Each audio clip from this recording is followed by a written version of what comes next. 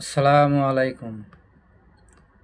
এই যে আমার ছোট নাতনি, আমার বড় মেয়ের মেয়ে,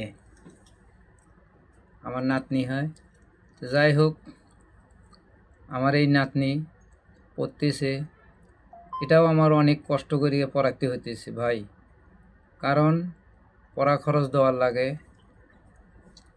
তে নিজের বাসা খরচ, বাসা ভাড়া, নিজের মা আছে, মা চালান লাগে।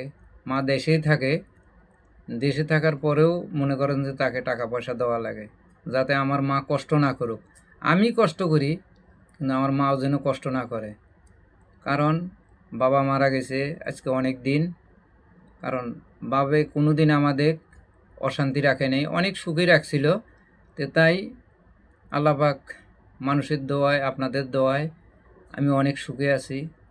আমার নাতনিটা দোয়া করেন যেন তাকে মানুষ বানাতে পারি এবং মানুষের মতো মানুষ হয়, বুঝছেন?